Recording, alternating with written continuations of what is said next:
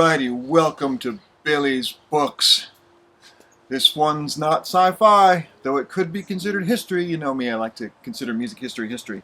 This is the Beastie Boys book, or Beastie Boys book, written by the two surviving members of the Beastie Boys. Adam Yauch has since passed. I believe that Adam Yauch was the oldest of the three. He was definitely the most cosmic, probably the smartest, and probably the kindest of the three as well. That's the impression, and maybe it's because Mike D and Adam Horowitz are just being nice to the dead, but I think that they really looked up to him. And my feeling is he was the leader just because he was older, smarter, and nicer, and more inventive, and he came up with a lot of interesting ideas. They thought of him as sort of like an inventor. When he thought of something, he always found a solution for it. He would come up with interesting ideas. I mean, they all came up with interesting ideas. They were three guys who really were all very creative, and that's why they were so successful. But I think Adam was even more so. And also interesting, Adam was the oldest, and he was an only child, whereas Mike D and the other Adam were the youngest, the baby of three, which is what I am. And these personality things matter. Starting from the beginning, they talk about when they were like when they were kids. They grew up in New York City, and they talk about what the zeitgeist of New York City was like in around 1980, 1981. Of course, it was pre-internet. They really lean on that pretty hard. That's where hip-hop sort of began in their minds. And one of the things they talk about, and I remember living in Connecticut when we got WPIX TV, there was this stupid game that you could play. They had early video games were really primitive, like Pong and stuff like that. So they had their own, WPIX had their own video game that kids could call in and try to play the video game over the phone by going PIX to shoot like this little object, and you would say PIX and the little object would go boop boop, and it was ridiculous because you never got it. Nobody ever got it. But I just remember as we were going, I never called in because it was a long distance phone call back then. But you know, you just watch it on TV, and these little kids would go PIX, PIX, PIX, PIX. It was ridiculous. Anyway, I love this. I love it when the stories about rock stars and how they meet as kids. They have this common language that brings them together, but they're different from everybody else. You know, these different. You're lucky if you're a weird kid and you find other weird kids to match, especially if you're talented. Because not just because you're weird doesn't mean you're talented, and vice versa. They all talk about their mutual first impressions of each other, and that's all very funny.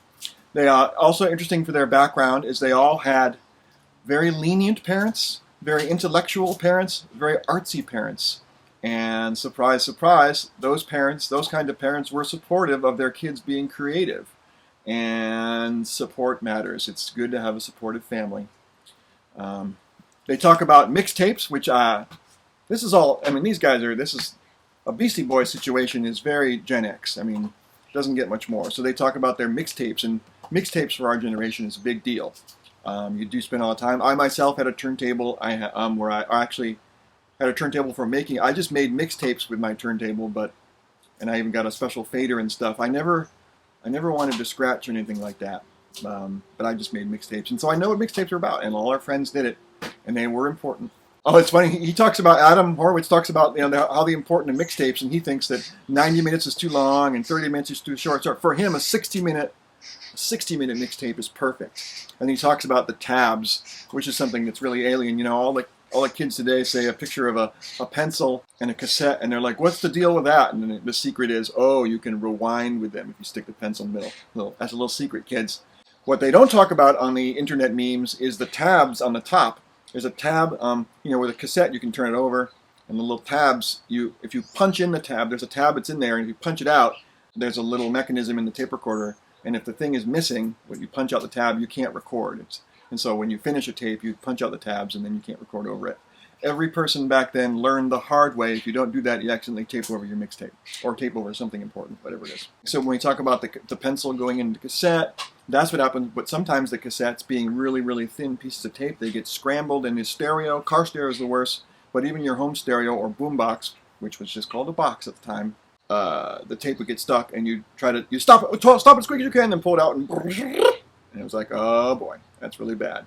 So, and then when it gets really out of hand, that's when you say, taking it out was like pulling 60 minutes of wet fettuccine out of a dog's mouth.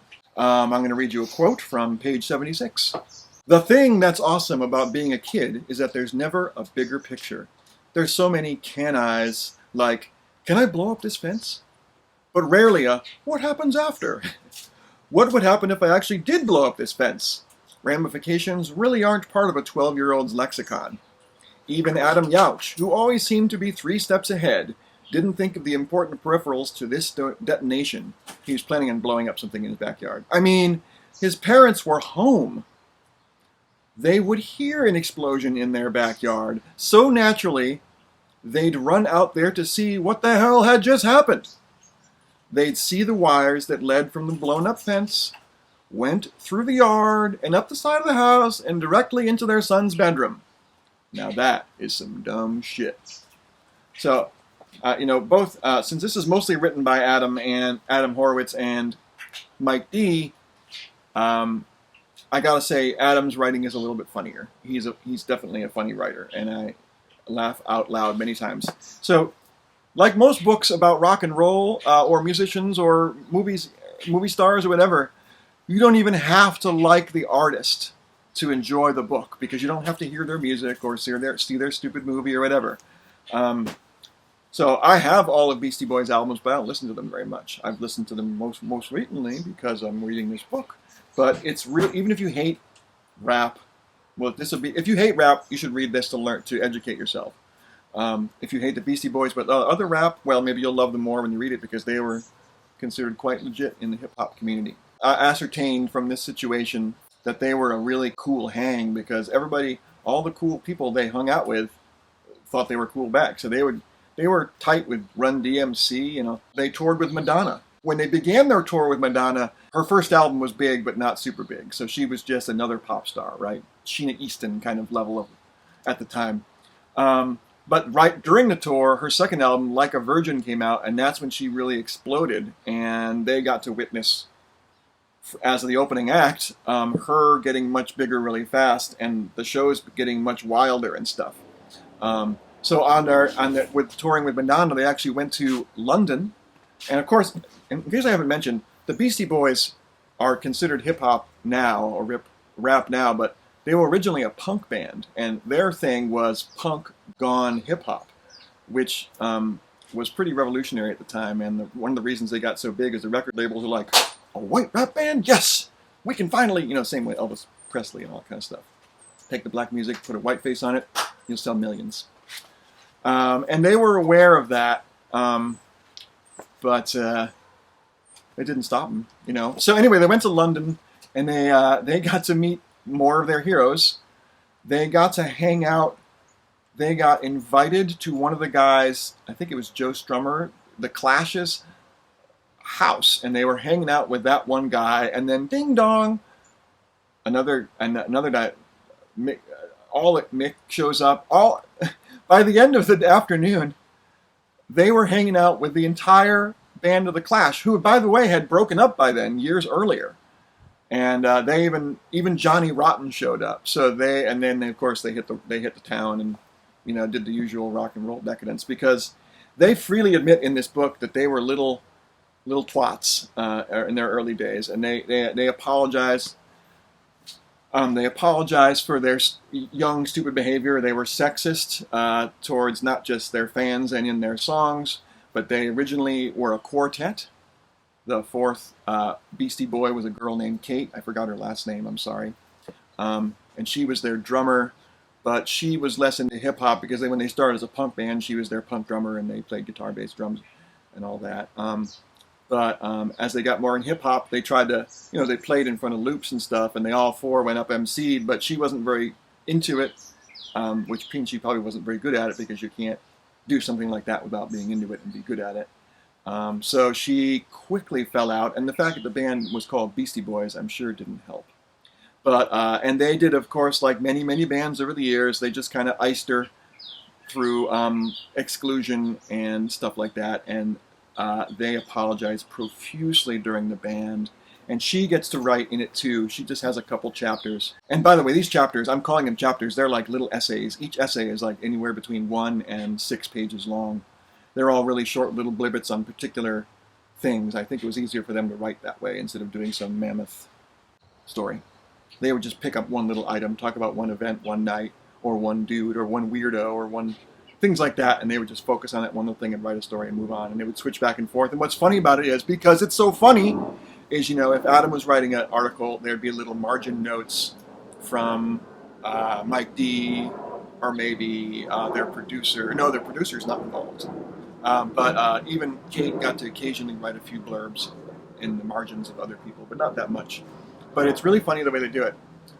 Yeah, so I'm all over the place, but that's okay. We're talking fast, right? Yeah, the Rick Rubin, I mentioned him earlier. He kind of took over their scene, man, and he encouraged them to do more hip hop and stuff like that. But he also was responsible for slowly pushing Kate out. She describes him as a meathead persona, and the other Beastie Boys went along, which they apologized for. But of course, of the three, Adam was the most gentle and kind to her, and maintained the best contact with her, and even worked with her after they got famous without her, because Adam was the nicest, coolest, smartest one.